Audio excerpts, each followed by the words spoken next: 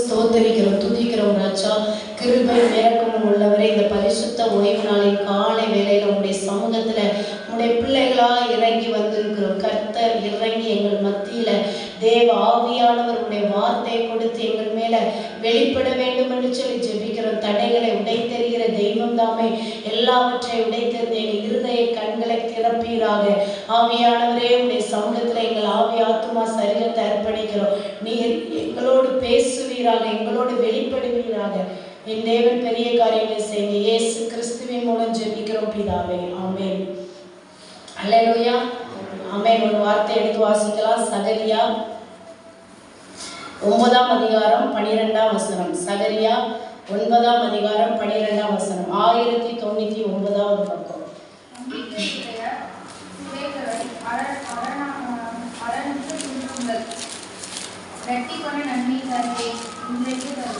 ஆமென். நம்பிக்கையுடைய சிறைகளே, அரணுக்கு திரும்புங்கள். ரெட்டிப்பான நன்மையை தருவேன், இன்றைக்கே தருவேன். அல்லேலூயா. யாருக்கெல்லாம் 2 மடங்கு ஆசீர்வாதம் வேணும்? எத்தனை பேர் சொல்றீங்க? அல்லேலூயா, ஆமென். எல்லாத்துக்குமே ஆசை. உடனே மகேஸ்வரிக்கா நல்ல கை தூக்குறாங்க. அல்லேலூயா. கர்த்தர் உங்கள் கரத்தை பார்க்கிறார். ஆமென். 2 மடங்கு ஆசீர்வாதம் தான் வசனத்துல நம்ம வாசிக்கிறோம்.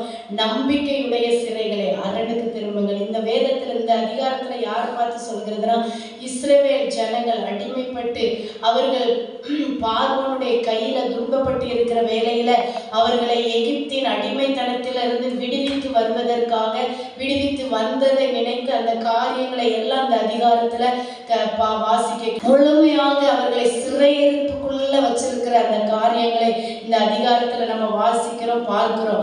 அந்த நாளில தான் அதுல அவர் தேவன் எப்படி இஸ்ரவேல் ஜனங்களை, நம்முடைய ஆதி பிதாக்களை அடிமைத்தனத்திலிருந்து விடுவித்து கொண்டு வந்தார். நம்பிக்கையுடைய சிறைகளை, அவர்களுக்கு இருந்த சிறையிருப்பை கர்த்தர் எப்படி மாற்றி அவர்களை விடுவித்தார் என்று சொல்லி இந்த அதிகாரம் முழுவதிலும் நம்ம வாசிக்கும் போது அதை பார்த்து கொள்ள முடிகிறது.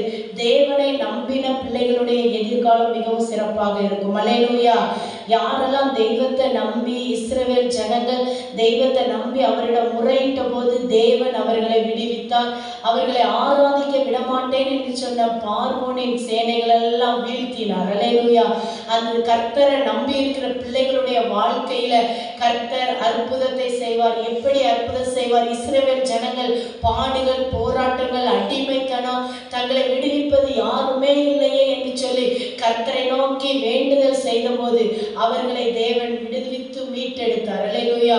அதே போல இந்த நாளில சிறையிருப்பின் மத்தியில பாடுகளோடு என்னுடைய எதிர்காலம் எப்படி இருக்கும், என்னுடைய வாழ்க்கை எப்படி இருக்கும், என்னுடைய குடும்பம், என்னுடைய கணவர், பிள்ளைகள் எதிர்காலம் எப்படி இருக்கும் என்று சொல்லி பயத்தோடு இருப்போமானால் இந்த நாளில கர்த்தரை நம்புகிற பிள்ளைகளுக்கு அவர் அரண். அல்லேலூயா. அவர் அரணாய் இருந்து விடுவிக்க வல்லவராய் இருக்கிறார். சகரியா 9ஆம் அதிகாரம் 8ஆம் வசனத்துல நம்ம வாசிக்கும் போது சொல்லுகிறார், இனி ஒடுக்குகிறவன் அவர்களிடத்தில் கடந்து வருவதில்லை. அல்லேலூயா. இன்னைக்கு உங்களை பார்த்து சொல்கிறார், தேவனை ஆராதிக்க வந்த உங்களை பார்த்து, உங்களை ஒடுக்குகிற காரியங்கள் உங்க எல்லைகளில இனிமேல் ஆட்கொள்ளப்பட மாட்டாது. ஆவியானவர் உங்க எல்லைகளில இறங்கி வந்து அந்த ஒடுக்குகிற காரியம், சோர்ந்து போகிற காரியம், பலவீனப்படுத்தி முடக்கி வைக்கிற காரியத்திலிருந்து ஒரு விடுதலையை கட்டளையிடுவார். அல்லேலூயா. யாரெல்லாம் தெய்வத்தை உண்மையாய் ஆராதிக்கிறாங்களோ அவர்கள் வாழ்க்கையில இருக்கிற சிறையிருப்புகள் மாறும். ஆமென். எத்தனை பேர் ஆமென் சொல்ல முடியும்? அழிந்து போக விடவே மாட்டார். தெய்வனை தேடி அவரை ஆராதிக்கிற, அவரை பணிந்து கொள்கிற, வேதத்தை தியானிக்கிற பிள்ளைகளுடைய வாழ்க்கை அழிந்து போக விட மாட்டார். அவர்களுடைய முடிவு சமாதானம். என்னது முடிவு? சமாதானம். என்னதான் காரியங்கள் இருந்தாலும் தெய்வத்தை நம்பி இருக்கிற பிள்ளைகளுடைய வாழ்க்கையினுடைய முடிவு சமாதானம். ஏன்னா கர்த்தர் சொல்லி இருக்கிறார் மத்தேயு 16ஆம் அதிகாரம் 18ஆம் வசனத்துல, பாதாளத்தின் வாசல்கள் அதை மேற்கொள்வதில்லை, இந்த கல்லின் மேல் என் சபையை கட்டுவேன். எந்த கல்? நீங்கள் ஒவ்வொருவரும் ஒரு கல். அல்லேலூயா. ஆண்டவருக்கு தெரிந்து கொள்ளப்பட்ட பிள்ளைகள் நீங்களும் நானும் ஒவ்வொரு மூளைக்கல்லா இருக்கிறோம். எந்த எல்லைகளில வைத்து வைத்திருக்கிறாரோ அந்த எல்லைகளில் இருந்து உயர்த்துவார். அல்லேலூயா. எல்லாரும் சொல்லுங்க, என்னை ஒரு மூளைக்கல்லாக அதை என்னை உயர்த்தி பாதாளத்தின் வாசல்கள் என்னை மேற்கொள்ள விட மாட்டார். அல்லேலூயா. மகிமையின் கிரீடத்தை கொடுப்பார். பரிசுத்தத்தோடு வேதத்தை தியானித்து அவரை நோக்கி பார்க்கிற பிள்ளைகளுடைய வாழ்க்கையில மேன்மை கட்டளையிடப்படும். அல்லேலூயா. ஆமென். நாம் ஆண்டவருடைய சமூகத்துல இன்றும் மனம் திரும்பி, அப்பா உண்மையே நான் நம்பி இருக்கிறேன். எப்படி இஸ்ரவேல் ஜனங்கள் எத்தனை முரட்டாட்டம் எத்தனை பாவம் செய்தாலும் ஆண்டவருடைய சமூகத்துல வந்து மீண்டும் மனம் திரும்பின போது கர்த்தர் அவர்களுக்கு இரட்டிப்பான ஆசீர்வாதத்தை கொடுத்தார். அல்லேலூயா. எகிப்தின் அடிமைத்தனத்திலிருந்து விடுவித்து எகிப்து என்ற அடிமையை விட்டு கானானுக்கு போக செய்தார். போகிற வழியில அவர்களுக்கு நல்ல ஆரோக்கியம், பலன், தேவைகள் ஒன்றும் குறையாதபடிக்கு பல மடங்கு ஆசீர்வாதத்தை திருப்பி கொடுத்தார். அல்லேலூயா. அதே போல நம்முடைய வாழ்க்கையில தேவன் மேல வைத்திருக்கிற நம்பிக்கை எப்படி இருக்கு என்று சோதித்து பார்க்க கர்த்தர் விரும்புகிறார். நாம் ஞாயிற்றுக்கிழமை ஆலயத்திற்கு வந்துட்டு அப்பா உண்மை ஆராதிக்கிறேன் என்று சொல்லி நல்லா ஆராதிச்சுட்டு திங்கட்கிழமை செவ்வாய்க்கிழமை ஆனா எப்படி இருக்கிறோம்? நம்ம அதை நிதானிச்சு பார்க்கணும். அனுதினமும் தேவனை பாடி துதிக்கிற எல்லைகளில இரட்டிப்பான ஆசீர்வாதத்தை கர்த்தர் கட்டளையிடுவார். அது ஒருபோதும் விலகாது. ஆமென். உங்க எல்லைகளை விட்டு அது தாண்டி செல்லாது. கர்த்தர் கொடுக்கிற ஆசீர்வாதம், அந்த நம்பிக்கை, எதிர்காலம் அவருடைய கரத்துல இருக்கும். தேவனை துதிக்கிற பிள்ளைகளுடைய வாழ்க்கையினுடைய எதிர்காலம் யார் கரத்துல இருக்கு? இயேசு அப்பாவுடைய கரத்துல இருக்கு. இரட்டிப்பான நன்மையை கொடுப்பார். நம்ம வாழ்க்கையில நினைப்போம், இது என் வாழ்க்கையில நடக்குமா? இதுக்கு நான் தகுதி உள்ளவளா? இது என்னுடைய காரியம் என்னுடைய குடும்பத்துல செயல்படுமா என்று நினைப்போம். ஆனா அதுதான் உங்க வாழ்க்கையில கர்த்தர் செய்வார். அல்லேலூயா. நாம் கிரகிக்க முடியாத அதிசயமான அற்புதமான காரியங்களை செய்ய கர்த்தர் வல்லமை உள்ளவர். யாரெல்லாம் சோர்ந்து போய் இந்த இடத்துல இருக்கீங்களோ ஆண்டவர்கிட்ட சொல்லுங்க, ஏசப்பா என் வாழ்க்கையை ஒப்பு கொடுக்கிறேன், என்னுடைய சிறையிருப்பு மாறட்டும், என்னுடைய ஒடுக்குதல் மாறட்டும் கேளுங்க. கர்த்தர் பெரிய விடுதலை கொடுப்பார். சங்கீதம் 146 சங்கீதம் 7 வசனத்தை வாசிங்க. சங்கீதம் 146 7. ஒடுக்குகிறவர்களுக்காக அவர் நியாயம் செய்ய இன்றைக்கு இறங்கி இருக்கிறார். நீங்க நினைக்கலாம் என் வாழ்க்கையில ஒரு ஒடுக்குதல் இருக்கு என்று நினைக்கிறீங்களா? அந்த வசனம்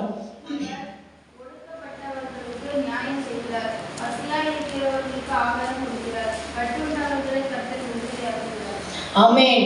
ஒடுக்கப்பட்டவர்களுக்காக நியாயம் செய்ய கர்த்தர் இறங்கி இருக்கிறார். ஏன் இந்த நாளில இந்த வசனத்தை உங்களுக்கு நினைப்பூட்டுகிறார் என்றால், ஏற்கனவே வாக்கு கொடுத்திருப்பார்.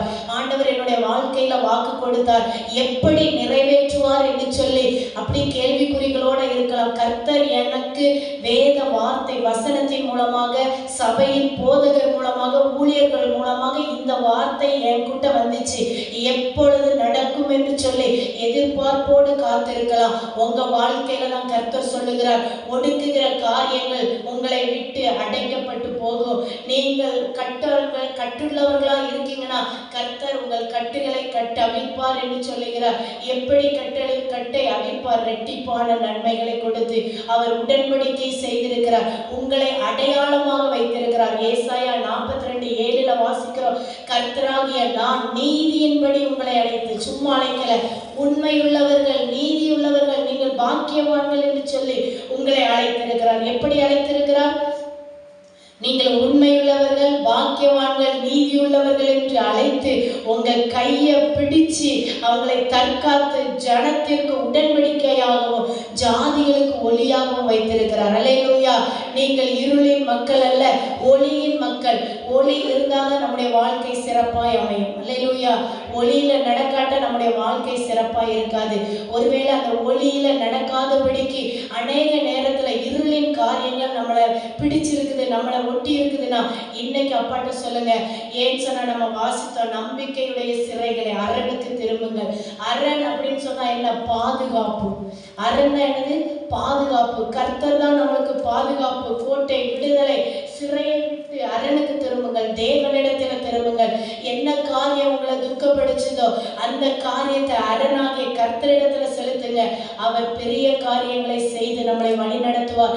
ஏசாயா 61:1 வாசிக்கிறோம், கர்த்தராகிய தேவனுடைய ஆவியானவர் என் மேல் இருக்கிறார், சிறுமைப்பட்டவர்களுக்கு சுவிசேஷத்தை அறிவிக்க கர்த்தர் என்னை அபிஷேகம் பண்ணினார். உங்களை எதற்காக அபிஷேகம் பண்ணி இருக்கிறார். சிறையிருப்புல இருக்கிறவங்களுக்கு, சிறுமைப்பட்டு அடிமைப்பட்டு இருக்கிறவங்களுக்கு தேவ வார்த்தையை எடுத்து சொல்வதற்காக தான் உங்களையும் என்னையும் கர்த்தர் தெரிந்து கொண்டிருக்கார். நொறுக்கப்பட்டவர்கள், இருதயம் நொறுக்கப்பட்டவர்களுக்கு காயத்தை கட்டணும். எத்தனையோ பேர் நம்மளை சுற்றி இருக்கிறவங்களை பார்க்கிறோம், குடும்பத்துல பிரச்சனை, இருதயத்துல காயம், உடைஞ்சு போயிருக்காங்க. அவங்களுக்கு தேவ வார்த்தையை சொல்லி பலப்படுத்த தான் உங்களை கர்த்தர் அழைத்திருக்கிறார்.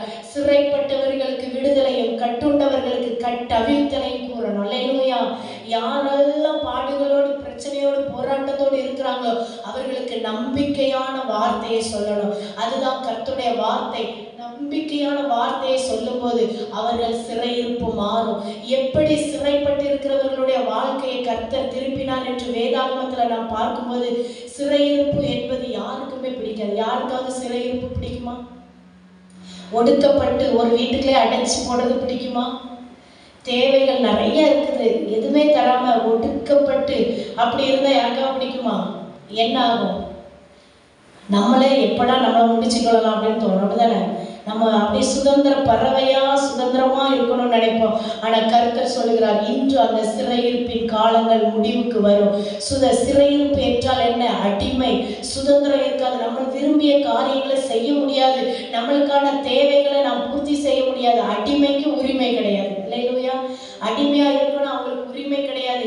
பொருளாதாரத்துல பிரச்சனை, எங்க பார்த்தாலும் பிரச்சனை, குடும்பத்துல சமாதானம் இல்லை, என்னுடைய வாழ்க்கை பெரிய சவாலா இருக்கிறது, நான் எப்படி இதை தாண்டி செல்வேன் என்று சொல்லி சில சிறையிருப்புகள் நம்ம வாழ்க்கையில இருக்கலாம். சிலர் ஆரோக்கியத்துல பலவீனப்பட்டு, இந்த பலவீனத்தை யார் எனக்கு நிவர்த்தி செய்வார் என்று சொல்லி கர்த்தருடைய சமூகத்துல இருக்கலாம். இன்று கர்த்தர் சொல்லுகிறார், உன்னுடைய சிறையிருப்புக்கு இரட்டிப்பான நன்மை உண்டு, கர்த்தர் பெரிய காரியங்களை செய்வார் என்று சொல்லி. அல்லேலூயா.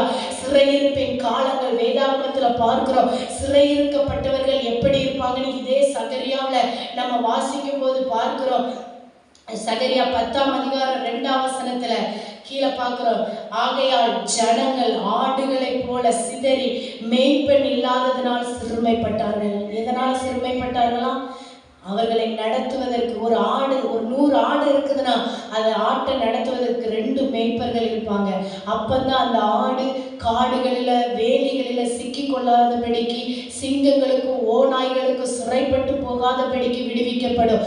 அதே போல தேவ சமூகத்துல அவர் சொல்லுகிறார், எப்படி? ஆடுகளை போல சிதறி மேய்ப்பன் இல்லாததினால் சிறுமைப்பட்டார்கள். தேவனுடைய வார்த்தையை நாம் ஒழுங்காக கிரகமாய் வாசிக்கல, திருச்சபைக்கு வரல, போதகருடைய சொல்லை கேட்கல, அந்த பிரசங்கத்துல ஒழுங்கா நடக்கலன்னா நம்முடைய வாழ்க்கையில சிறையிருப்பு வரும். அல்லேலூயா. சிறையிருப்புல இருந்து நம்ம தப்பித்து கொள்ளவே முடியாது. கர்த்தரை தவிர சிறையிருப்புல இருந்து யாரும் உங்களை விடுவிக்க முடியாது. இஸ்ரவேல் ஜனங்கள் தங்கள் மனம் போன போக்கில அநேக காரியங்களை செய்த போது அவர்கள் வாழ்க்கையில சிறையிருப்பு வந்தது. இஸ்ரவேல் அடிமைப்பட்டார்கள், அவர்களை ஒடுக்கினார்கள். அவர்களால தங்களுக்கான காரியங்கள் நாள் முழுவதும் வேலை செய்தா கூட நல்ல ஆகாரம் இல்லை. அப்படிப்பட்ட சிறையிருப்பின் காலம் அது. பொருளாதாரத்துல பிரச்சனை, சுதந்திரம் இல்லாத, விடுதலை இல்லாதபடி, ஆரோக்கியத்துல விடுதலை இல்லாதபடி, வேலையில வேலை சரியா இல்லாதபடி இருக்கிற சிறையிருப்பு இன்றைக்கு முடிவுக்கு வரும். அல்லேலூயா. அந்த மத்தேயு 9ஆம் அதிகாரம் 35ஆம் வசனத்திலேயோ 36வது வசனத்திலே நம்ம வாசிக்கும் போது, உதவியற்றவர்களாக, உதவி செய்ய யாரும் இல்லாத நிலைமையில மக்கள் அலைந்து திரிந்தார்கள் என்று வேதத்துல வாசிக்கிறோம். அவர்களுக்கு உதவி செய்ய யாரும் இல்லை. அநேகர் வேதனைப்பட்டு, பலவீனப்பட்டு, ஒடுக்கப்பட்டு இருந்தார்கள். இயேசு கிறிஸ்து அந்த இடத்துல வந்து உதவி செய்தார். அல்லேலூயா. சிறையிருப்பின் காலங்கள் முடிவுக்கு வர வேண்டுமானால் தேவனிடம் திரும்ப வேண்டும். சிறையிருப்பின் காலத்தை முடிவுக்கு வர செய்பவர் அவர் ஒருவரே. அல்லேலூயா. ஆமென். கர்த்தரால மாத்திரம்தான் சிறையிருப்பை முடிவுக்கு கொண்டு வர முடியும். யாக்கோபினுடைய வாழ்க்கையில் ஒரு சிறையிருப்பு வந்துச்சு. அல்லேலூயா. எப்படி வந்தது? யாக்கோபு நல்ல செல்வ சீமானாக வளர்க்கப்பட்டான். யாக்கோபு ஈசாக்கெல்லாம் செல்வ சீமானா இருந்ததுனால எல்லா பிளஸ்ஸிங்கும் யாக்கோபுக்கு இருந்தது, எல்லாமே இருந்தது. ஒரு நாள் சிறையிருப்பு வந்தது. சகோதரனால் பகைத்ததுனால துரத்தி விடப்பட்டான். துரத்தி விடப்பட்ட வெளியில காட்டுக்குள்ள யாரும் இல்லாத இரவு, யாரும் இல்லையே என்று சொல்லி துக்கத்தோடு படுத்திருந்தான். அவனுடைய வாழ்க்கை ஒடுக்கப்பட்டு இருந்தது. அவனுடைய துக்கம் தொண்டை அடைச்சது. அல்லேலூயா. எத்தனை பேருடைய துக்கம் தொண்டை அடைச்சிருக்கு? ஆமென். அது எல்லாருடைய வாழ்க்கையிலும் வரும். கணவன் மூலமா, பிள்ளைகள் மூலமா, மனைவி மூலமா, வேலை நிமித்தமாக, பொருளாதாரத்தின் நிமித்தமாக துக்கம் அப்படி தொண்டை அடைக்கும் சில காரியங்கள்.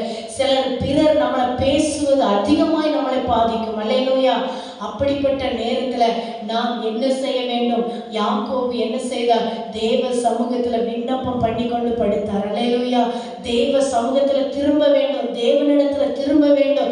யாக்கோபு, நீர் என்னை ஆசீர்வதித்தால் ஒழிய நான் உம்மை போக விடேன் என்று சொன்னார். யாக்கோபு மாமனார் வீட்டுக்கு போனார். சிறையிருப்பு, செல்வ சீமானா வாழ்ந்த மகன், எல்லாம் வேலையாட்கள். அங்க போய் இவன் ஆடு மேய்க்கிறான். எப்படி இருக்கும்? அல்லேலூயா. நம்ம சும்மா இருக்கிற நம்மளே யாராவது கொஞ்சம் நம்மளுக்கு கீழே உள்ளவங்க அதை செய்யன்னு மரியாதை இல்லாம சொன்னாலே நம்மளுக்கு கோபம் வரும். ஆமென். ஆனா யாக்கோபு அவ்வளவு செல்வ சீமானா வாழ்ந்துட்டு மாமனார் வீட்டுல போய் அங்க மாமா பிள்ளைங்களா இருக்கு, அவங்க முன்னாடி ஒரு அடிமை மாதிரி வேலை செய்து கொண்டு இருக்கிறார். எப்படி? மாடு மேய்க்கிறது, எல்லா வேலையும். ஆதியாகமம் 31:42 20 ஆண்டுகள் அடிமைகளாக வேலை பார்த்து மனைவிகளை சேர்த்து கொண்டு, பிள்ளைகளை சேர்த்து கொண்டு திரும்பி கர்த்தர் என்னை ஆசீர்வதித்தார், நான் என் தகப்பன் வீட்டுக்கு போகலாம் அப்படின்னு சொல்லி யாக்கோபு நினைத்த போது மாமனார் பின்தொடர்ந்து வர்றாரு. அந்த சிறையிருப்பு முடியல பாருங்க. இன்னும் சிறுமைப்படுத்த வேண்டும், யாக்கோபை அடிமைப்படுத்த வேண்டும். ஆனா கர்த்தர், யாக்கோபின் தேவன், அந்த வசனத்தை வாசிங்க. என் பிதாவின் தேவனாகிய ஆபிரகாமின் தேவனும் ஈசாக்கின் பயபக்திக்குரியவரும் என்னோடு இராமற் போனார். அல்லேலூயா. யாக்கோபோட கர்த்தர் மட்டும் இருக்கல, அவன் ஆண்டவரிடத்துல திரும்பாம அப்படியே இருந்திருந்தானா யாக்கோபனுடைய வாழ்க்கை சிறையிருப்புல முடியும். அவர் அழகா சொல்றாரு பாரு, கர்த்தர் என்னோடு இருந்தால் நீர் இப்பொழுது என்னை வெறுமையாய் அனுப்பிவிட்டிருப்பீர். தேவன் என் சிறுமையும் பாருங்க, அவருடைய சிறுமை. யாக்கோபு அங்க மாமா வீட்டுல நல்லா சந்தோஷமா இல்ல, சிறையிருப்புக்குள்ள தான் இருந்திருக்கிறார். நான் சிறுமைப்பட்டு கிடந்தேன், பனியிலும் வெயிலிலையும் உழைச்சேன் என்று சொல்லி அந்த சிறுமையை நோக்கி பார்க்கிறார். என் கையின் பிரயாசத்தை கர்த்தர் பார்த்து இன்னைக்கு ராத்திரி உன்னோட எச்சரித்தார், உன்னை கடிந்து கொண்டார், என்னை சிறுமைப்படுத்த உனக்கு அதிகாரம் இல்லை என்று சொல்லி. அல்லேலூயா. ஆண்டவரை தேடுகிற பிள்ளைகளுடைய வாழ்க்கையில சிறையிருப்பு மாறும். யாக்கோபு சொல்ற, என்னுடைய சிறுமையை என் கர்த்தர் பார்த்தார் என்று. இன்றைக்கு இந்த வார்த்தையை கேட்கிற உங்களுடைய சிறையிருப்பையும் கர்த்தர் பார்த்து இன்னைக்கு விடுதலையை கொடுப்பேன் என்று சொல்லுகிறார். அல்லேலூயா. நம்முடைய வாழ்க்கையில கர்த்தரால சங்கீதம் 124 நன்மை செய்ய நீங்க படிக்கணும். மனுஷர் நமக்கு விரோதமாய் எழுப்பின போது கர்த்தர் நமது பக்கத்தில் இராவிட்டார். உங்க பக்கத்துல என் பக்கத்துல என் கர்த்தர் இல்லைன்னா உயிரோட விழுங்கி விடுவார்கள். கர்த்தர் தாமே நமது பக்கத்தில் இராவிட்டார் ஒவ்வொருத்தருடைய கோபம் நம்ம மேல பற்றி எரியும். அல்லேலூயா. நாம் விடுதலையோடு சந்தோஷத்தோடு மகிழ்ச்சியோடு இருக்க முடியாது. நம்மளை அடிமைப்படுத்தி தான் வைப்பாங்க. யாக்கோபை அவருடைய மாமனார் எப்படி அடிமைப்படுத்தி வைத்தார்? சிறையிருப்பு, சிறுமைப்பட்ட காலங்கள். ஆமென். யாரையும் நீங்களும் சிறுமைப்படுத்தக்கூடாது, நம்மளையும் தேவன் சிறுமைப்படுத்த விட மாட்டார். அல்லேலூயா. கடந்த ஒரு வாரத்துக்கு முன்னாடி சொன்னாங்க, அந்நியனை சிறுமைப்படுத்தாதீங்க, கடன்பட்டவங்க சிறுமைப்படுத்தாதீங்க. அந்நியர்கள் நம்ம தேசத்துல அநேகர் இருக்காங்க, அவங்களை ஒடுக்கக்கூடாது என்று சொல்லி அழகா செய்தி கொடுத்தாங்க. அல்லேலூயா. நாமும் ஒரு நாள் ஒடுக்கப்பட்டிருந்தோம், கர்த்தர் அவர் நம்மளுடைய பிள்ளையாய் ஏற்றுக்கொண்டார். அதனால நாம் ஒடுக்கப்படாதபடிக்கு கர்த்தர் நம்மளை சிறுமைப்படுத்தப்படாதபடிக்கு பாதுகாப்பாராக. அல்லேலூயா. அடுத்து யாக்கோபினுடைய சிறுமையை கர்த்தர் மாற்றினார். அடுத்து பார்க்கிறோம் சிம்சோன். சிம்சோன் என்றால் சூரியன் என்ற அர்த்தம். சிம்சோனுடைய பெற்றோர் யாரு? மனோவா. அல்லேலூயா. மனோவாவுடைய மனைவி பேர் போடல, தேவ கர்த்தருடைய தூதன் இறங்கி வந்து நீ மலடியா இருக்கிறா, நீ கர்ப்பவதி ஆவாய் என்று சொல்லி ஆண்டவர் பேசுறார் தூதன் மூலமாக. அப்போ மனைவி வந்து மனோவாட்ட சொல்றாரு, இப்பொழுது கர்த்தர் நம்முடைய வாழ்க்கையை கட்ட போறார், நம்மளுக்கு கர்ப்பத்தின் கனியை கொடுப்பார் என்று சொல்லி. அப்பொழுது அந்த மனோவா மீண்டும் தேவ கர்த்தர்ட்ட கேட்கிறார், அந்த தூதரை அனுப்புங்க, நான் எப்படி குழந்தையை வளர்க்க வேண்டும் என்று கற்றுதாங்கன்னு சொல்லி. மனோவாவும் அவர்கள் மனைவியும் பிள்ளைய அருமையா வளர்க்குறாங்க. அல்லேலூயா. சபரகன் கத்தி அவர்கள் மேல படக்கூடாது, அவன் ஒரு சூரியன், அவனுடைய தேவ திட்டம் அவன் மேல பெரியது என்று சொல்லி அழகா வளர்த்து வர்றாங்க. ஆனா காலங்கள் வந்தபோது சிம்சோன் என்ன செஞ்சான்? தவறான காரியங்கள்ல தன்னை சிறைப்படுத்தி கொண்டான். நியாயாதிபதிகள் 16ஆம் அதிகாரம் 6ஆம் வசனத்தை வாசிங்க. அப்படியே தெலீலாள் சிம்சோனை பார்த்து, உன் மகாபலம் எதினாலே உண்டாயிருக்கிறது? உன்னை சிறுமைப்படுத்த உன்னை எதினாலே கட்டலாம் என்று நீ எனக்கு சொல்ல வேண்டும் என்றார்கள். தேவனுடைய திட்டம் என்ன? பெலிஸ்தரின் கையிலிருந்து இஸ்ரவேல் ஜனங்களை ரட்சித்து மீட்டெடுப்பான். அவன் கற்பத்திலேயே நஸ்ரேனான் இருப்பான். அவனுடைய திட்டம் பெரியது. அவன் ஒரு சூரியன், அநேகருக்கு வெளிச்சம் கொடுக்கிற மகனாய் இருப்பான் என்று சொல்லி. ஆனால் அந்த சிம்சோன் வளர வளர அவனுடைய சிறுமை அவனே தேடிக்கொண்டான். அல்லேலூயா. கர்த்தர் அநேக காரியங்களை அவனுடைய வாழ்க்கையில மனோவா எப்படி வளர்க்க வேண்டும் என்று நியாயாதிபதிகள் 13ஆம் அதிகாரம் 3ஆம் வசனத்துல கர்த்தரிடத்துல கேட்டு கேட்டு, என் குழந்தை, என் குடும்பம், நான் சிறுமைப்பட்டு நான் குழந்தை இல்லாதபடிக்கு அடிமைப்பட்டு இருந்தேன், என் அடிமை விடுவிக்கப்பட வேண்டும், என்னுடைய சிறையிருப்பை கர்த்தர் மாற்றினார் என்று சொல்லி ஞானமாய் நடக்க வேண்டும் என்று சொல்லி மனோவா தன்னுடைய குழந்தைக்கு அழகா வளர்த்தார். எப்படி கற்றுக் கொடுத்து வளர்த்தார். பிள்ளை வளர்ந்தது. அந்த வசனத்தை வாசிக்கிறோம். நியாயாதிபதிகள் 13ஆம் அதிகாரம் 24வது வசனத்தை வாசிங்க. நியாயாதிபதிகள் 13:24. பின்பு அந்த ஸ்திரீ ஒரு குமாரனை பெற்று அவனுக்கு சிம்சோன் என்று பெயரிட்டார். அந்த பிள்ளை வளர்ந்தது, கர்த்தர் அவனை ஆசீர்வதித்தார். ஆமென். எப்படி அந்த பிள்ளை வளர்ந்தது? கர்த்தர் அவனை ஆசீர்வதித்தார். இவர்களுக்கு வாழ்க்கையில குழந்தை இல்லாத பாடுகள், பிரச்சனை எல்லாத்தையும் மாற்றி, சிறையிருப்பை மாற்றி, ஒரு விடுதலை கொடுத்து பிள்ளை அழகா வளர்த்து கர்த்தர் அவனை ஆசீர்வதித்தார். ஆனால் நாட்கள் வந்தபோது அவன் கீழ்ப்படியாமை. அநேக நேரத்துல நம்மளும் தேவ சத்தத்துக்கு கீழ்ப்படியாம இருந்திருப்போம், அப்படிதானே? இந்த சிம்சோன் கீழ்ப்படியாமையினால் அவன் வாழ்க்கையில வீழ்ச்சி வந்தது. எப்படி? ஒரு வேசியின் இடத்துல தன்னுடைய காரியங்களை கேட்கிறான். இவன் நஸ்ரேய விரதம் பெற்றவன், ஆட்சி ரட்சிப்பை அநேகருக்கு ஒளியாயிருக்க பிறந்தவன். அவனுடைய வாழ்க்கையில இருள் வருகிறது, சிறுமை வருகிறது. காரணம் கீழ்ப்படியாமை. கீழ்ப்படியாமையில் அந்த தேசத்தில் நம்ம நீதிமொழிகள்ல வாசிக்கிறோம். நீதிமொழிகள் 6ஆம் அதிகாரம் 26ஆம் வசனம், விபச்சாரியானவள் அருமையான உயிரை வேட்டையாடுகிறாள் என்று சொல்லி. அல்லேலூயா. தேவ பிள்ளைகள் நாம் இருக்க வேண்டிய இடத்துல இருக்க வேண்டும். கீழ்ப்படியாமை வரும்போது நம்மளை தேடி பாவங்கள் ஒட்டிக்கொள்ளும், சாபங்கள் ஒட்டிக்கொள்ளும். வேசியினுடைய வார்த்தை எப்படி இருக்குமா? வசப்படுத்துமா. நீதிமொழிகள் 16:1 வாசிக்கிறோம். நீதிமொழிகள்ல சாலமோன் அநேக காரியங்களை வாழ்க்கையில அனுபவிச்சு எழுதியிருக்கிறாரு. தன்னுடைய வாழ்க்கையில தேவனை விட்டு இந்த தவறான காரியத்துல போகும்போது வாழ்க்கை எப்படி இருக்கும் என்று சொல்லி. அல்லேலூயா. ஆமென். விபச்சாரியானவள் அருமையான உயிரை வேட்டையாடுகிறாள், சிறுமைப்படுத்துகிறாள். அந்த சிறுமைக்கு எச்சரிப்பு, இனிய சொல், வசப்படுத்து உதடு, அதை பாராதே என்று சொல்லி இருக்கிறது. அந்த அப்படிப்பட்ட வார்த்தைகளை நாம் கவனிப்போமானால் நம்மளை சிறுமைப்படுத்திவிடும். எச்சரிக்கையாயிருங்க. தேவ வார்த்தையை கீழ்ப்படிந்து நடத்தோமானால், தேவ வார்த்தைக்கு பயப்பட்டு அதை பார்த்தோமானால் நம்முடைய வாழ்க்கையில ரெட்டிப்பான நன்மை. இந்த வார்த்தைக்கு மாறாக தவறான காரியங்களில் ஈடுபடுவோமானால் நம்முடைய உயிர் வேட்டையாடப்படும், நாம் சிறுமைப்படுத்தப்படுவோம். அழகான இந்த சிம்சோன் அப்படியே அவர்களுடைய காரியங்கள், பக்தி எல்லாம் அற்று போயிட்டு சிறுமைப்படுத்தப்படுகிறான். மீகா 7ஆம் அதிகாரம் 2ஆம் வசனத்தை சொல்லி, தேசத்தில் பக்தி உள்ளவன் அற்று போனான், மனுஷரில் செம்மையானவன் இல்லை. அந்த சிமியோன் அழகா வளர்த்தாங்க. தேவனுக்கு பயப்படுகிற வார்த்தையை சொல்லி சொல்லி வளர்த்தாங்க. அவன் அதிக பலம் நிறைந்தவன், சிங்கத்தை இரண்டாய் கிழித்தவன், ஆடுகளைப் போல. அந்த பலம் எதனால் வந்தது? தேவ ஆவியானவர் அவனோடு இருந்ததுனால. எப்பொழுது தன்னை விற்று போட்டானோ, விபச்சார ஸ்திரீக்கு விற்று போட்டானோ, அவனுடைய பக்தி அழிந்தது, பலன் அவனை விட்டு எடுபட்டது. சிநேகிதனை விசுவாசிக்க வேண்டாம் என்று சொல்லியிருக்கிறது. நம்ம இந்த உலகத்துல வாழ்கிறோம், வேலை செய்கிற இடத்துல தவறாய் நயவசமாய் பேசுகிறவர்கள் உண்டு. அந்த வார்த்தையை நம்பி போனமானால் நாம் சிறுமைப்படுத்தப்படுவோம். நியாயாதிபதிகள் 14ஆம் அதிகாரம் 7ஆம் வசனத்துல வாசிக்கிறோம். அவன் போய் அந்த பெண்ணோடு பேசினான், அவள் சிம்சோனின் கண்ணுக்கு பிரியமாய் இருந்தாள். கண்ணுக்கு பிரியமா இருக்குது என்று சொல்லி எதையும் கவர்ந்து கூடாது. அல்லேலூயா. கண்ணுக்கு பிரியமானது எல்லாமே கர்த்தருக்கு பிரியமானது அல்ல. அவன் கண்ணுக்கு பிரியமா இருந்தது, ஆனால் கர்த்தருடைய கண்ணுக்கு அது பிரியம் இல்லை. அது வேசி என்று சொல்லி இருக்குது. அவன் வேசியை கண்டு 16ஆம் அதிகாரம் 1ஆம் வசனத்துல நியாயாதிபதிகள்ல வாசிக்கிறோம். அந்த வேசியை கண்டு போனான் என்று சொல்லி தீட்டானதை தொட்டான், வளர்ந்த விதத்தை மறந்தான்.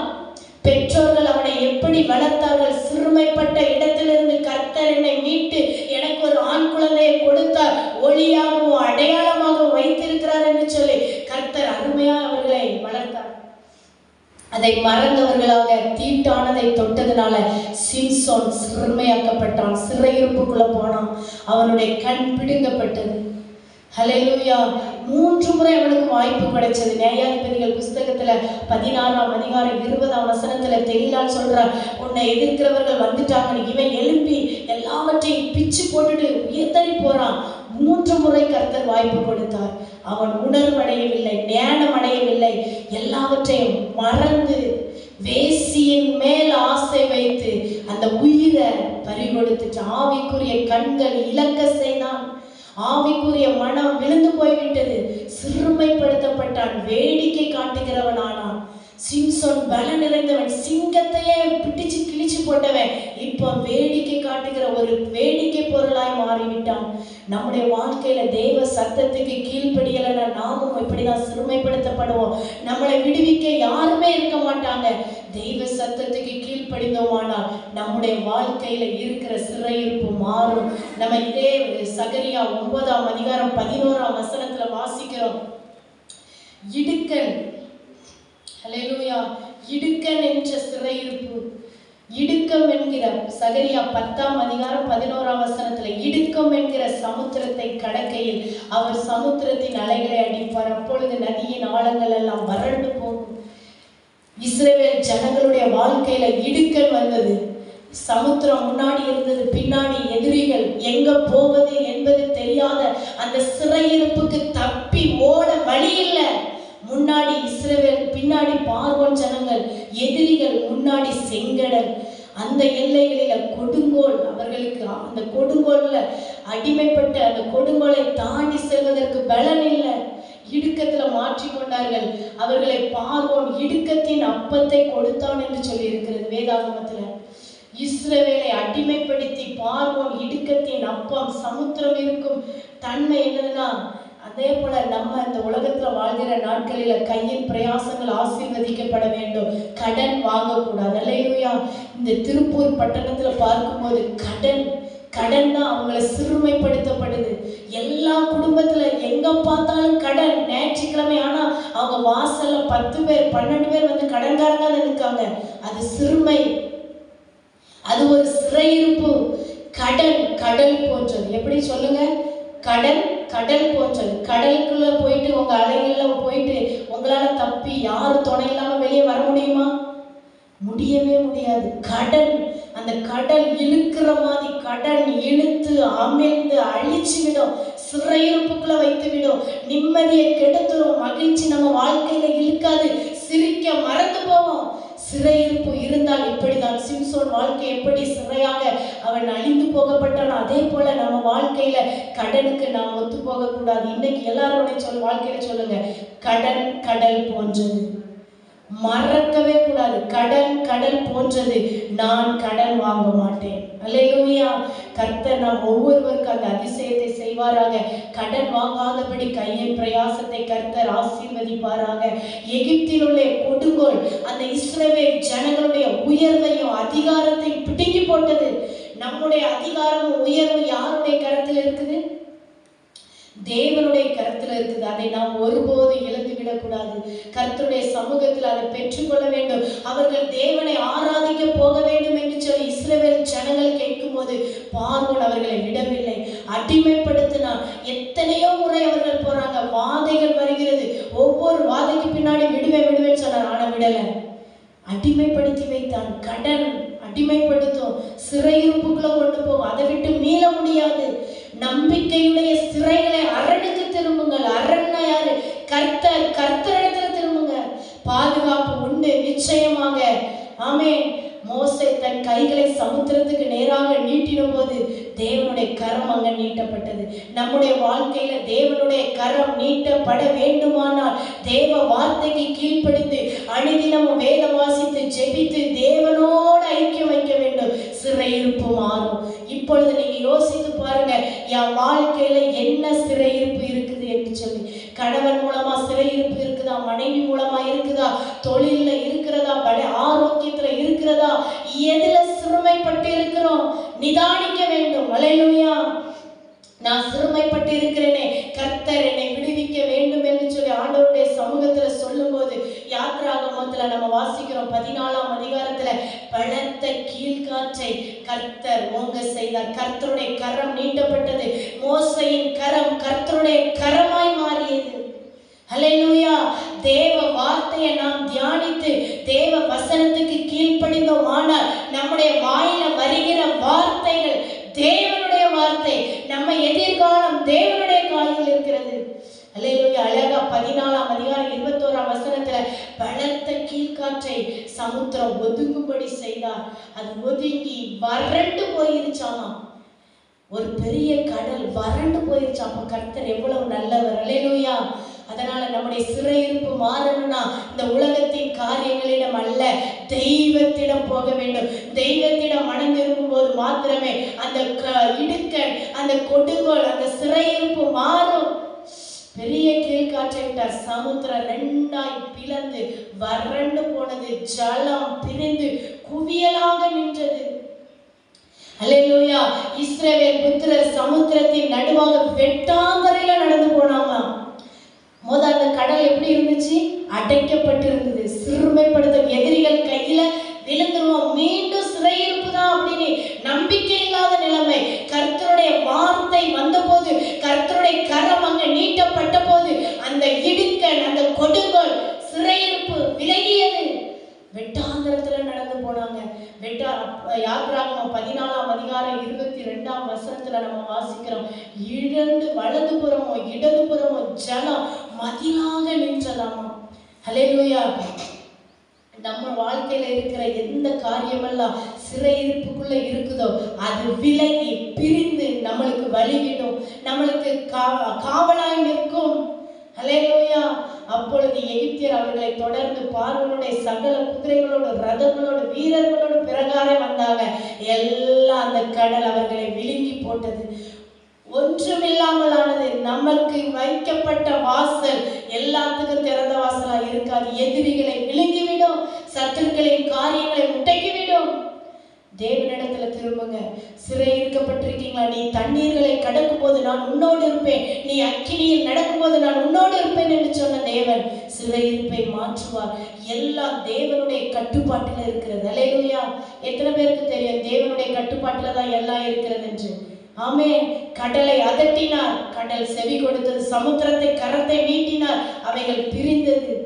எல்லா சமுத்திரம், காற்று, கடல் எல்லாமே தேவனுடைய கட்டுப்பாட்டுக்குள்ள இருக்கிறது. அதனால கடல், மலை, சூரியன் அந்தகாரப்படணும் படும். சூரியன் இரவுக்கும் வெளிச்சமா இருக்கணும் இருக்கும். அப்படிதான் நம்முடைய வாழ்க்கை இருக்க வேண்டும். ஆசீர்வதிக்கப்பட்ட பிள்ளைகளுடைய வாழ்க்கை அப்படிதான் இருக்க வேண்டும். ஆமென். கர்த்தர் பெரிய காரியங்களை செய்வார். தேவனோடு இருந்தால் அந்த இடுக்கன் மாறும், சிறையிருப்பு மாறும். யாருக்கெல்லாம் கொடுங்கோல் என்னை நெருக்கி பிடிக்குதுன்னு யாரெல்லாம் நினைக்கிறீங்க? வாழ்க்கையில நிதானிச்சு, என்னுடைய வாழ்க்கையில இப்படிப்பட்ட நெருக்கம், இடுக்கன் இருக்கிறதுன்னு யாரெல்லாம் நினைக்கிறீங்க? இருக்குதா இல்லையா? ஆமென். இருக்குது. அதுல இருந்து இன்னைக்கு கர்த்தர் விடுவிப்பார். எப்படி இஸ்ரவேல் ஜனங்களை அந்த பெரிய செங்கடலுக்கு முன்பதாக கரத்தை நீட்டி பிளந்து வழிவிட செய்தாரோ, வெட்டாந்தரையில் நடந்து போனார்களோ, அதே பாதை உங்களுக்கு உண்டு. சிறையிருப்பு மாறும். ஆமென். யோர்தான் அறுப்பு காலம் முழுவதும் கரப்புரண்டு வருமாமா. பெரிய யோர்தான். மார்ச் மாதம் முதல் மே மாதம் வரை அறுப்பு காலம், கரப்புரண்டு வருமா. ஆனா இஸ்ரவேல் ஜனங்கள், ஆசாரியர்களின் கால் அந்த யோர்தான்ல பட்ட மாத்திரத்துல பிரிந்து வழிவிட்டது.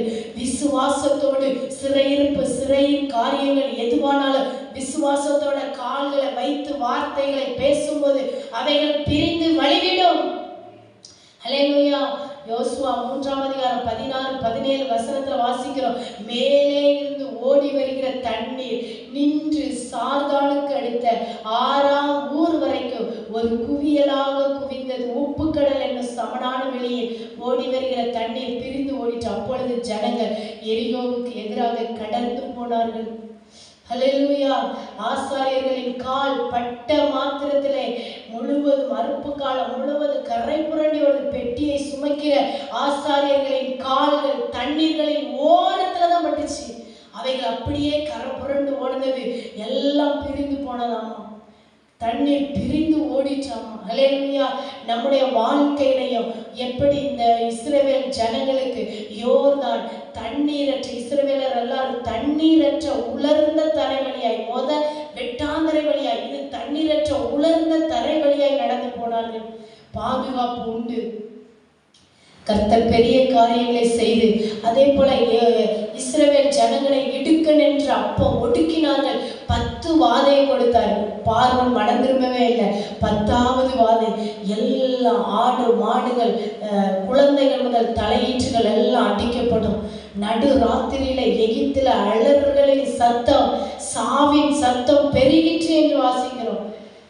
யாத்ராகமம் 12ஆம் அதிகாரம் 12ஆம் வசனம் 29ஆம் வசனத்துல நடுராத்திரியில சிங்காசனத்தில் வீற்றிருக்கும் பார்வோனுடைய தலைப்பிள்ளை முதல் காவல் கிடங்கில் சிறைப்பட்டவனின் தலைப்பிள்ளை வரைக்கும் எகிப்து தேசத்தில் இருந்த முதற் பேர் அனைத்தும் மிருக ஜீவன்கள் தலையினற்ற அனைத்தையும் கர்த்தர் அழித்தார்.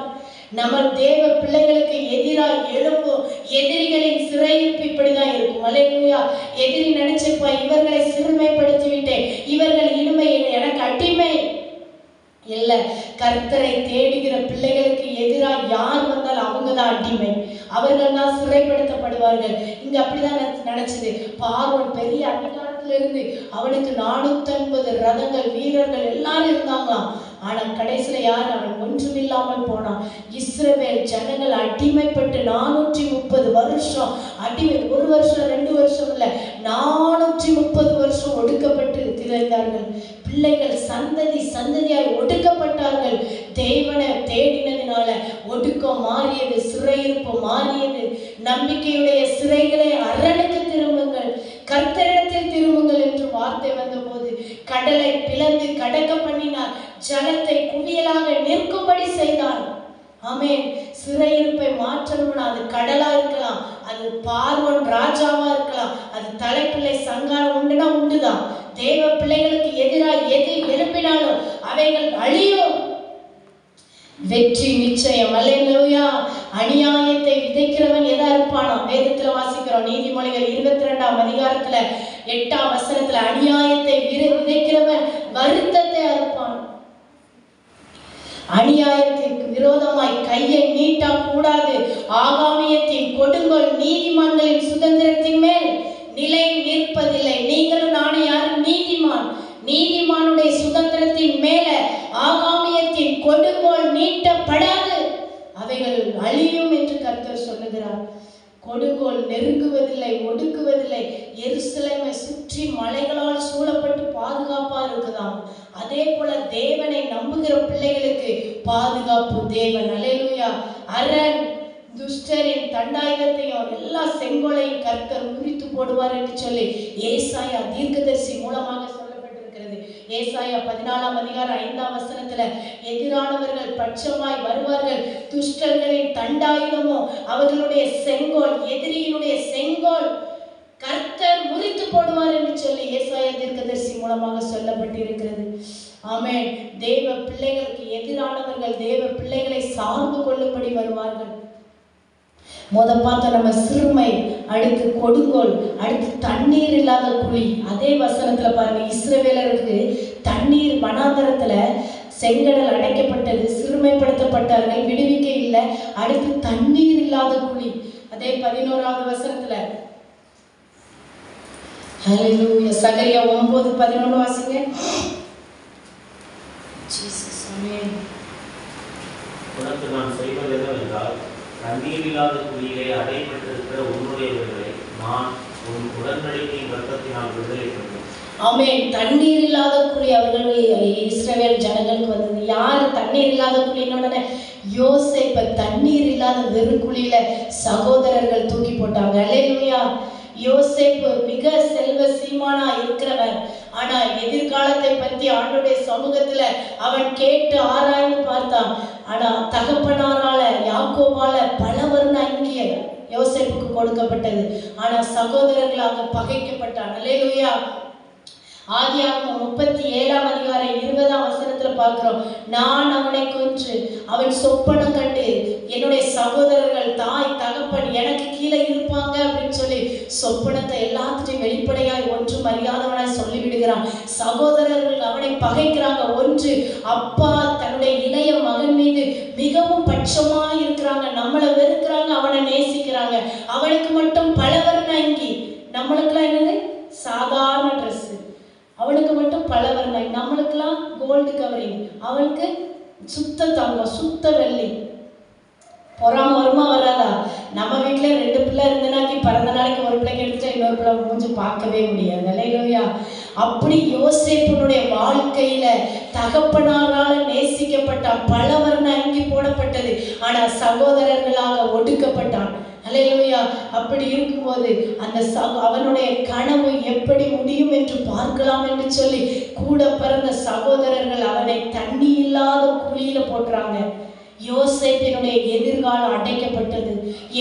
யோசேப்பினுடைய எதிர்காலத்துல தடைகள். அல்லேலூயா. அதுக்கப்புறம் அந்த வெறுக்குழிலையா போட்டு பாவத்தை செய்வான்னு சொல்லி அப்படி விற்று போட்டுறாங்க. எகிப்திய அடிமையாக கொண்டு போகப்படுகிறான். யாரு? யோசேப்பு. பெரிய செல்வமா இருந்தவன் அடிமையாக எகிப்துக்கு போகிறான். யோசேப்பினுடைய வாழ்க்கை அடிமையாக்கப்பட்டது. சிறையிருப்பு வந்தது. அவனுடைய வாழ்க்கையில பெரிய சிறையிருப்பு வந்தது. சிறைச்சாலையிலே அடைக்கப்படுகிறான். அவனுடைய வாழ்க்கை, அவன் நினைச்சிருப்பான், நான் நல்ல வெற்றியாய் ஜெயமுள்ள வாழ்க்கை வாழ்வேன், கர்த்தர் என்னை கொண்டு அநேக காரியங்களை சொன்னார், அது என் வாழ்க்கையில நடக்கும் என்று சொல்லி நினைச்சிருப்பான். ஆனா அவனுடைய வாழ்க்கை கடைசியில் எங்க போயிருந்தது? சிறைச்சாலையில இருக்கிறான். சிறைச்சாலையில இருக்கும் போதும் யோசேப்போட கர்த்தர் இருந்தார். யோசேப்பினுடைய சிறையிருப்பின் வாழ்க்கைய முடிவுக்கு கர்த்தர் கொண்டு வந்தார். ஆதியாகமம் 37:24 வாசிக்கிறோம். அவனை எடுத்து அந்த குழியிலே போட்டார்கள். அது தண்ணீர் இல்லாத வெறும் குழியா இருந்தது. இஸ்ரவேல் ஜனங்களுடைய வாழ்க்கையில தண்ணி இல்லை, முறுமுறுத்தாங்க. தேவ சமூகத்துல முறுமுறுத்தாங்க. இப்போ யோசேப்பு அடிமையாக தண்ணீர் இல்லாத குழியில போடப்பட்டிருக்கிறான். அது மாத்திரமல்ல, சிறைச்சாலையில ஒன்றும் செய்யாத தவறுக்காக சிறைச்சாலையில அடைக்கப்பட்டு இருக்கிறான். எரேமியாவுடைய வாழ்க்கையும் அப்படிதான். அவன் தேவனுடைய வார்த்தையை கர்த்தரிடத்துல இருந்து பெற்றதுனால அவனை வெறும் குழியில போட்டாங்கன்னு வாசிக்கிறோம். எரேமியா 38:6 தண்ணீர் இல்லாமல் உலையா இருந்தது. அந்த உலையிலே எரேமியா அமிழ்த்தப்படான். தேவ பிள்ளைகளுக்கு சிறையிருப்பு உண்டு. அல்லேலூயா. அநேக இடத்துல யோசேப்பு உண்மையா இருந்த அவனுக்கு சிறையிருப்பு வந்தது. எரேமியா தேவனுடைய வார்த்தையை பெற்று மக்களுக்கு எடுத்து சொன்ன அவனுக்கு சிறையிருப்பு வந்தது. ஆனால் தேவன் அவனோடு இருந்ததுனால அந்த சிறையிருப்பு மாற செய்தார். நம்பிக்கையுடைய சிறைகளை அரணுக்கு திரும்புங்கள், கர்த்தர் உங்களுக்கு இரட்டிப்பான நன்மையை தருவார் என்று சொல்லி வேதத்திலிருந்து நாம் பார்த்து கொண்டிருக்கிறோம். தேவன் பொய்யுரையாதவர், காயப்படுத்துகிறவர் அல்ல, காயங்களை கட்டுகிறவர். உடைந்து போயிருக்கிற உள்ளத்தை அவர் தேற்றுவார். அல்லேலூயா. எரேமியா சொல்றாரு, அவருடைய வார்த்தை எனக்கு கிடைத்த உடனே அவைகளை உட்கொண்டேன். ஆண்டவரே, உங்க வார்த்தையை தான் நான் உட்கொண்டிருக்கேன், எனக்கு சகாயம் வேணும் என்று கேட்கிறார். அந்த எல்லைகளில ஒரு சகாயம் கிடைச்சது. அமிழ்ந்து போகிற எல்லைகளில இருந்து தூக்கி எடுக்கப்பட்டார் எரேமியா. அதே போல யோசேப்பும் அந்த அழிவின் ஒன்றுமில்லாத தண்ணீர் ஆழமான குழியில் இருந்து சகோதரர்களே தூக்கி எடுத்தாங்க. விற்கப்பட்டான், சிறையாக அடைக்கப்பட்டான். ஏற்ற காலம் வரும்போது கர்த்தர் அவனை விடுவித்தார். ஆமென். சிறையிருப்பின் காலங்கள் முடிவுக்கு வந்தது. தேவ பிள்ளைகளே, நம்முடைய வாழ்க்கையிலையும் சிறையிருப்பின் காலங்களை கர்த்தர் முடிவுக்கு கொண்டு வருவார். அவர் எதிராக இருக்கிற எல்லா காரியங்களையும் பார்த்து கொண்டே இருப்பார். அவருடைய கண்கள் நோக்கமாக இருக்கும். என் மகன் என் மகள் எந்த எல்லைகளில சிறைப்பிடிக்கப்பட்டிருக்காங்க, ஏற்றை வேலை வரும்போது அப்படியே தூக்கி எடுத்து உன்னதத்துல கொண்டு நிறுத்துவார். அல்லேலூயா. யோசேப்பினுடைய வாழ்க்கை அடைப்பட்டிருந்தது, தடைப்பட்டிருந்தது. சிறையில் அடைக்கப்பட்டிருந்தான், தண்ணீர் அமிழ்த்தப்பட்டிருந்தான், தண்ணீர் இல்லாத குழியில யாருமே உதவி செய்ய இல்லை. ஏற்ற வேலை வந்தது. கர்த்தர் அவனுடைய சொப்பனத்தின் மூலமாகவே எந்த காரியத்திற்காக சகோதரர்கள் பகைத்து அந்த வெறும் குழியில தள்ளினார்களோ, அடிமையாய் விற்றார்களோ, அதே எல்லைகளை சொப்பனத்துக்கு அர்த்தம் சொல்லும்படி அவனுடைய வாழ்க்கை ஒரே நாளில மாறியது. யோசேப்பினுடைய வாழ்க்கை மாறியது. எரேமியா அந்த ஆண்டவருடைய தீர்க்க தரிசன வார்த்தையை சொல்லிக்கொண்டே இருந்தான், அவருடைய வாழ்க்கை மாறியது. நம்முடைய வாழ்க்கையில சில நேரத்துல நான் நல்லா ஜெபிக்கிறேனே, வேதம் வாசிக்கிறேனே, ஏன் என் வாழ்க்கையில இப்படி போராட்டம், ஏன் என் வாழ்க்கையில சிறையிருப்பு? சில காரியங்கள் நாம் முன்னோர்கள் செய்த காரியங்கள், நாம் அறியாமல் நான் இருந்த நாட்களில் செய்த காரியங்கள், தேவனுக்கு கீழ்ப்படியாமல் இருந்த காரியங்கள் சிறையிருப்புக்கு நேராக கொண்டு போகும். அல்லேலூயா, ஆமென். யோசேப்பு உண்மையுள்ளவனா இருந்தான சிறையிருப்புக்குள்ள போனான். காரணம் தெரியாது. நம்முடைய வாழ்க்கையில் அப்படிப்பட்ட சிறையிருப்பு இருக்குமானால் கர்த்தர் இன்று நம்மளுக்கு விடுதலை தருவாராக. ரோமர் 5:19 அன்றி ஒரே மனுஷனுடைய கீழ்ப்படியாமையினாலே, ஒருவருடைய கீழ்ப்படிதலினாலே அநேகர் நீதிமான்கள் ஆக்கப்பட்டாங்க. அன்று ஆதாம் ஏவாள் கீழ்ப்படியாததுனால அநேகர் பாவத்துக்குள்ளாக்கப்பட்டார். ஒரே இயேசு கிறிஸ்து பிதாவின் சித்தத்தை நிறைவேற்ற இந்த உலகத்துக்கு வந்ததுனால நீங்களும் நானும் நீதிமான்களாக்கப்பட்டோம். அல்லேலூயா. நீங்களும் நான் யார்? நீதிமான்கள். நம்முடைய பாவம், நம்முடைய சிறையிருப்பு முடிவுக்கு வரும். அல்லேலூயா. நீங்களும் நான் என்ன செய்ய வேண்டுமா? எபேசியர் 2:2 கீழ்ப்படியாமை இந்த உலகத்து மக்கள் போல நம்ம வாழக்கூடாது. அல்லேலூயா. உலகத்தின் மக்கள் மனம் போன போக்குல வாழ்வாங்க. ஆனா தேவனை ஏற்றுக்கொண்ட, தேவனை அறிந்திருக்கிற நீங்களும் நானும் மனம் போன போக்குல போகாதபடிக்கு கீழ்ப்படியாமையின் பிள்ளைகளிடத்துல கிரியை செய்கிற ஆகாமித்த அதிகார பிரபுக்கள் ஆவிக்கேற்றபடி அவர்கள் நடந்து கொள்கிறார்கள். நாம் ஆவிக்குள்ளாக, தேவனுக்குள்ளாக, ஜீவனுள்ள தேவனுக்குள்ளாக கீழ்ப்படிதலோடு நடந்து கொள்ள வேண்டும் என்று கர்த்தருடைய வார்த்தை இந்த நாளில நமக்கு வருகிறது. நம்முடைய நம்பிக்கை, விசுவாசம் எப்படி இருக்க வேண்டும்? நம்ம இதை பார்த்தோம். நம்பிக்கையுடைய சிறைகள், சிறுமை, கொடுங்கோல், இடுக்கண், இவைகள் எல்லாம் இருந்து சிறையிருப்பு மாற வேண்டுமானால் தேவனிடத்துல முழுமையான விசுவாசம், நம்பிக்கை வைக்க வேண்டும். அப்பொழுது தேவன் சமாதானத்தை தருவார். அல்லேலூயா. சகரியா 9:9 வாசிக்கிறோம். அல்லேலூயா. வாசிங்க.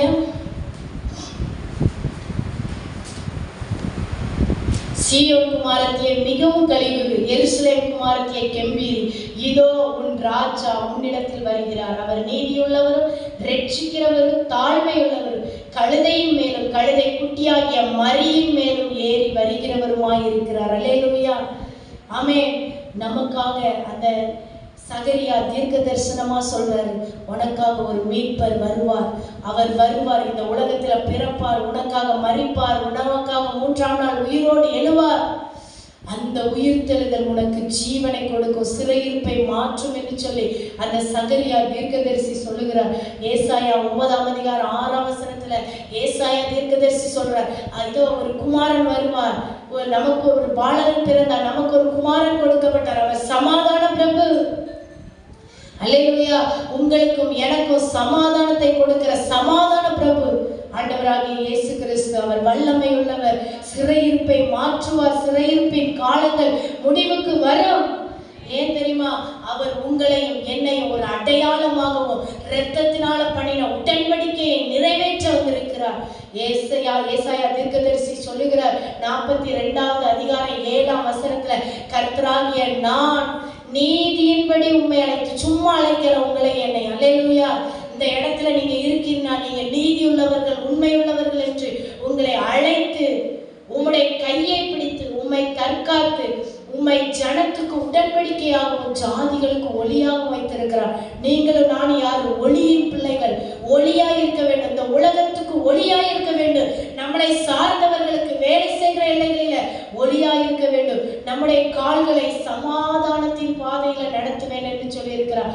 தேவனை அறிந்த பிள்ளைகளுடைய வாழ்க்கையில உன்னதத்துல தோன்றிய அந்த அருணோதயம், அல்லேலூயா, உன்னதத்துல இருக்கிற தேவனுக்கு மகிமைன்னு சொன்னல அந்த அருணோதயம் இன்னைக்கு உங்களை என்னை சந்திக்க வந்திருக்கிறது.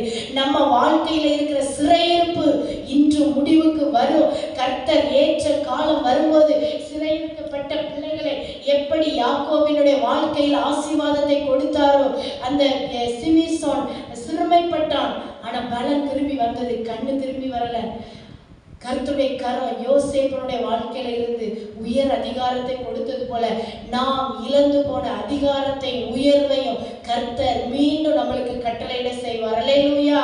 ரட்சிப்பு உண்டு. தேவரீர் சிமியோன் சொல்றாரு லூக்கா 2ஆம் அதிகாரம் 30ஆம் வசனத்துல, அவர் தேவ தூதனை அந்த சிம்சோன் ஆவியில உணர்த்தப்பட்ட நாள் ரட்சணியத்தை என் கண்கள் கண்டது. இவன் தான் உலகத்தின் பாவங்களை சுமந்து தீர்க்கிற தேவாட்டுக்குட்டி, பாவ மன்னிப்பாகிய மீட்பு இவருக்குள் இருக்கிறது என்று சொல்லி தேவரே சகல ஜனங்களுக்கு ஆயத்தம் பண்ணின உம்முடைய ரட்சணியத்தை என் கண்கள் கண்டது என்று சொல்லி அந்த சத்தியம் நம்மளை ரட்சித்திருக்குது. அல்லேலூயா. நாம் ரட்சிக்கப்பட்டிருக்கிறோம், ஆனால் பாதுகாப்பான எல்லைகளுக்குள்ள இருக்கிறோம். பாதுகாப்பு வேண்டும். வார்த்தை, தேவனுடைய வார்த்தையை விசுவாசிக்க வேண்டும். அந்த வார்த்தையை அறிக்கை செய்ய வேண்டும். தேவனுடைய வார்த்தையை அறிக்கை செய்யும் போது சிறையிருப்பு மாறும். அல்லேலூயா. மறுபடியும் இயேசு உலகத்திற்கு ஒளியாய் இருக்கிறேன் என்று சொல்லியிருக்கிறார். நீங்கள் இருளிலே நடப்பதில்லை. இயேசுவை ஏற்றுக்கொண்ட பிள்ளைகள் இருளிலே நடப்பதில்லை. உங்களுக்கு ஒளி பாதை அவர். அல்லேலூயா. எனக்குரிய வேலை, எனக்குரிய சுதந்திரம் இல்லையே, விடுதலை இல்லையே, என்னுடைய வேலையில ஒரு நல்ல ஒரு வருமானம் இல்லையே இருக்கலாம். உங்களுக்கான பாதை அவர்தான். உங்களுக்கான ஒளி அவராய் இருக்கிற போது எல்லாவற்றையும் விட்டு விலக வேண்டும். ஆமென். ஒளியின் பிள்ளைகளாய் நடக்க வேண்டும். 2 தீமோத்தேயு 2:26 வாசிக்கிறோம். பிசாசானவனுடைய இச்சையின்படி செய்ய அவனை பிடிபட்டிருக்கிற அவர்கள் மறுபடியும் மயக்கம் தெளிந்து அவன் கண்ணுக்கு நீங்கத்தக்கதாக சாந்தமாய் அவர்களுக்கு உபதேசிக்க வேண்டும். இந்த வசனத்தை நாம் அறிக்கையிட்டு வார்த்தையை சுவிசேஷத்தை அறிந்து பிறருக்கு சொல்லும் போது அந்த ஒளி நம்மளை இன்னும் பிரகாசத்துக்கு நேராக கொண்டு செல்லும். அல்லேலூயா. சுவிசேஷ வார்த்தையை எடுத்து சொல்லணும். கெட்ட குமாரன் பார்க்க லூக்காவில் 15ஆம் அதிகாரத்துல வாசிக்கிறோம். தகப்பனுடைய ஆஸ்திகளை வேணும்னு சொல்லி வாங்கி பிரிச்சு கொண்டு போயிடுறான். போய் தன்னுடைய ஜீவனம் பண்ணுகிறான். வேண்டாத வேசிகளோட காரியங்களை செலவழிக்கிறான். ஒரு நாள் அந்த தேசத்துல பஞ்சம் உண்டாயிற்று என்று சொல்லி அந்த லூக்கா 15ஆம் அதிகாரம் 17ஆம் வசனத்துல வாசிக்கிறோம். அந்த பஞ்சம் உண்டான போது அவன் ஒரு எஜமானோடு இணைந்து வேலை செய்கிறதற்கு தனக்கு தன்னுடைய வயிற்று பொழப்புக்காக வேலைக்கு போறான். அங்க பன்னிக்கு கிடைக்கிற அந்த தவிடு கூட கிடைக்கலன்னு வேதத்துல இருக்குது. அல்லேலூயா. அந்த கெட்ட குமாரன் நின்று அவனுடைய புத்தி தெளிகிறது. அன்னைக்குதான் என்னுடைய தகப்பன் வீட்டுல எத்தனையோ வேலைக்காரர்கள், நல்ல அருமையான சாப்பாடு, நேரத்துக்கு நேரம் உணவு, உடை எல்லாம் இருக்கு, நான் ஏன் இங்க இருக்க வேண்டும் என்று சொல்லி அவன் புத்தி தெளிகிறது. இன்னைக்கு உங்களுக்கு எனக்கு அந்த புத்தி தெளியணும். அல்லேலூயா. என் தேவன் பரம தகப்பன் எல்லாவற்றையும் படைத்து என்னை ஒளியாக வச்சிருக்கிறார். நான் ஏன் இருளில வாழ வேண்டும்? அல்லேலூயா. என்னுடைய உயர்வு அதிகாரம் எனக்கு வேணும் என்று சொல்லி அதை யாரிடமும் விற்று போட மாட்டேன் என்று சொல்லி தேவ சமூகத்துல நான் பற்றி கொள்ளும் போது அந்த லூக்கா 15:13 சில நாளைக்கு பின்பு எல்லாவற்றையும் சேர்த்து கொண்டு தூர தேசத்துக்கு போன அந்த கெட்ட குமாரன் அங்க பஞ்சம் வந்த போது தேசத்துல கொடிய பஞ்சம் வந்துச்சான். கொடிய பஞ்சம் வரும்போது அவனுக்கு புத்தி தெளிந்த போது 17ஆம் வசனம், புத்தி தெளிந்த போது அவன் என் தகப்பனுடைய கூலிக்காரர் எத்தனையோ பேருக்கு பூர்த்தியான சாப்பாடு இருக்கிறது, நானோ பசியினால சாகிறேன் என்று சொல்லி அவனுடைய புத்தி தெளிந்தது. அல்லேலூயா. சத்தியம் நமக்குள்ள இருக்கும்போது புத்தி தெளிவுள்ளவர்களாக நாம் இருப்போம். சிறையிருப்பு மாறும். தெய்வீக சமாதானம் உண்டாகும்.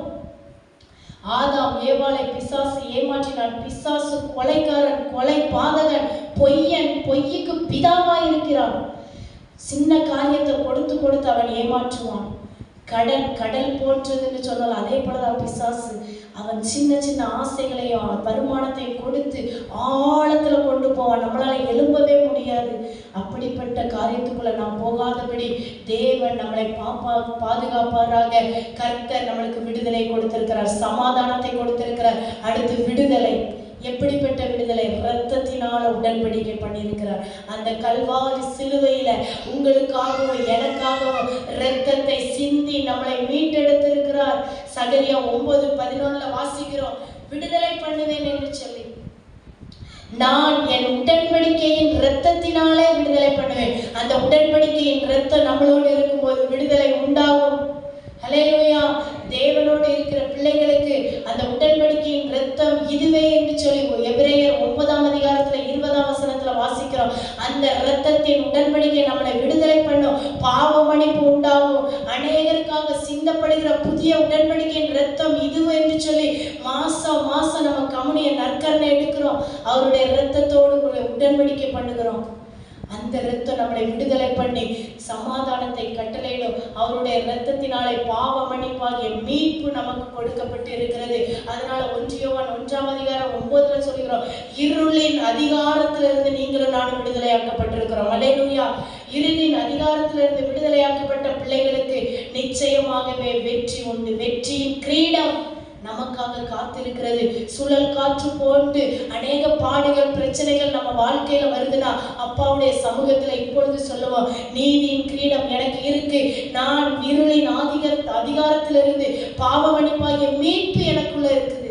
நான் வெற்றியோடு வாழ்வேன் என்று சொல்லி அர்ப்பணிக்கும் போது கர்த்தர் பெரிய காரியங்களை செய்வார். மகிழ்ச்சி, மகிழ்ச்சியின் அடையாளம். சகரியாவில் வாசிக்கிறோம், தேவனுக்குள்ள மகிழ்ந்திருப்பதே என்னுடைய பலன் என்று. நாம் தேவனுடைய வார்த்தையை வாசித்து நமக்கு துன்பம், பாடு, வேதனை, போராட்டம் வரும்போது தேவ வசனத்தை வாசிச்சு அதிலிருந்து வருகிற ஆறுதல் தான் நம்மளுக்கு பலன். ஹல்லேலூயா. அந்த வார்த்தை நம்மளை பலப்படுத்தும், தேற்றும். அந்த மகிழ்ச்சியின் மகிமை, அந்த ஜீவ கிரீடம், அடையாளம் நம்மளுக்கு கிரீடம். இங்கே பரலோகத்துல மாத்திரமல்ல, இங்கேயே அந்த வெற்றியின் கிரீடத்தை கர்த்தர் நம்மளுக்கு கொடுப்பார். ஹல்லேலூயா. உன்னதத்துல இருந்து வருகிற மகிமை நம்முடைய இருதயத்தை அதிசயப்பட்டு பூரிக்கும் என்று வாசிக்கிறோம். சரி, நம்பிக்கையுடைய சிறைகளை அரணுக்கு திரும்புங்கள். தேவனிடத்துல திரும்பினா என்ன நன்மை கிடைக்கும்? ரெட்டிப்பான நன்மை என்று சொன்னோம். அல்லேலூயா. ரெட்டிப்பான நன்மை. ஏசாயா 41:7 உங்கள் வெட்கத்துக்கு பதிலாக ரெட்டித்தனையான நன்மைகள் வரும் என்று ஏசாயா தீர்க்கதரிசி சொல்லுகிறார். உங்கள் வெட்கத்துக்கு பதிலாக ரெட்டத்தனையான நன்மை எப்படி வரும்? யோபுனுடைய வாழ்க்கையில் அநேக உபத்திரவங்கள், பாடுகள், கர்த்தரை சார்ந்து கொண்டதுனால யோபு 42:10 அவன் முன்னிலைமையை பார்க்கணும், அவன் பின்னிலைமை இரட்டத்தனையாய் ஆசீர்வதிக்கப்பட்டது. அல்லேலூயா. யோபின் முன்னிலைமை பார்க்கலாம், அவனுடைய பின்னிலைமை இரட்டத்தனையான ஆசீர்வாதம் கர்த்தர் கொடுத்தார். கர்த்தருடைய சமூகத்தில் யோபு பொறுமையோடு காத்திருந்தான். வந்த பாடுகள், வேதனைகள், போராட்டங்கள் எல்லாவற்றிலையும் கர்த்தரை முறுமுறுக்கவே இல்லை. என் தேவன் ஏற்ற வேளையில எனக்குரிய நன்மையை செய்வார் என்று சொல்லி வாக்குத்தத்தம் பண்ணினவர், வாக்கு மாறாதவர். அல்லேலூயா.